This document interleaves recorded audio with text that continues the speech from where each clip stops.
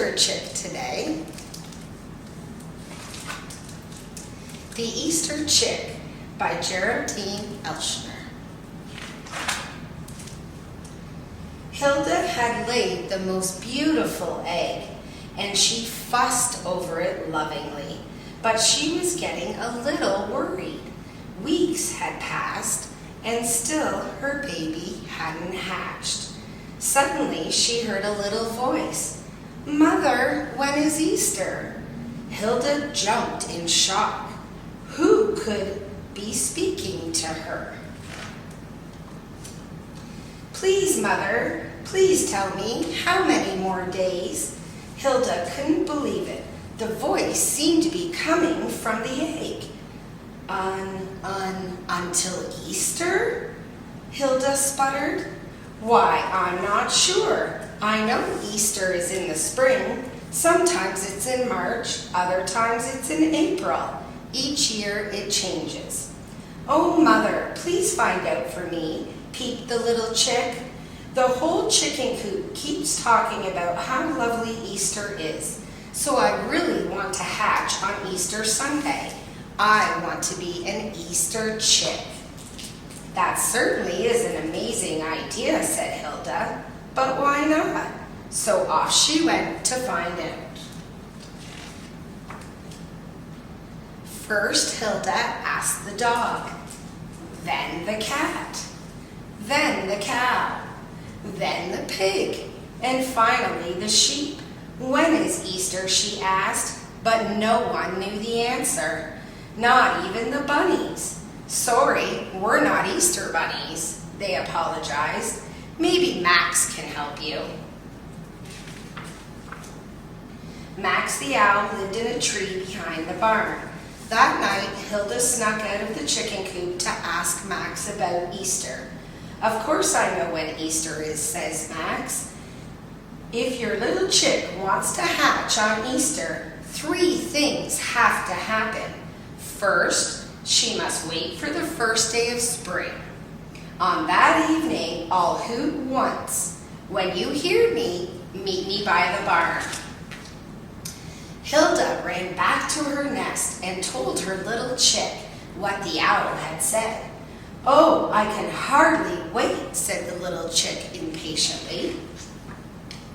Finally, March 21st arrived, and with it came spring. That night, a long hoot was heard across the barnyard. "Hoo, hoo!" Quickly, Hilda ran to the big barn.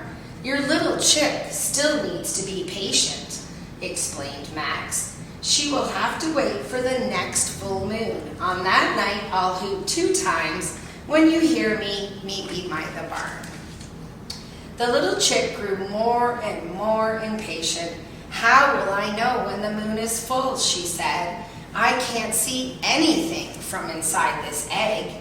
So Hilda poked a tiny hole in the egg and stuck a piece of straw in so that her baby could watch the moon. At first, the moon was thin and curved like a backward letter C. Slowly, it started to take the shape of a horn. Every night, it grew thicker and rounder. "It won't be long before the full moon is here," says Hilda. The little chick jumped for joy, making the whole egg wobble. When the moon was finally full, Hilda heard Max hooting again. "Hoo, hoo, hoo, hoo." "Next Sunday will be Easter," said Max. "Easter is always the first Sunday after the first full moon that comes after the first day of spring.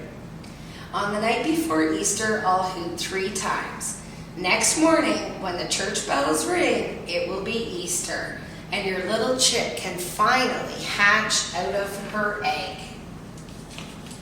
The little chick counted down the days: Monday, Tuesday, Wednesday, Thursday, Friday. On Saturday night, there were 3 loud calls through the farmyard.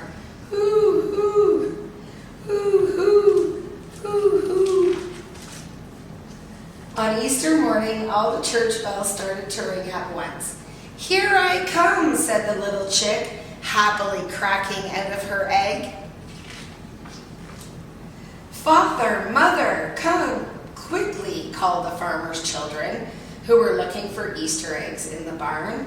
"A little chick just hatched on Easter Sunday. Isn't that amazing?" Hilda and her little chick smiled at one another. It was pretty amazing at that. Then the little chick headed outside to admire the big, beautiful world. "Happy Easter," she called. "Happy Easter birthday to me." The end. Happy Easter from all of us here at MPL.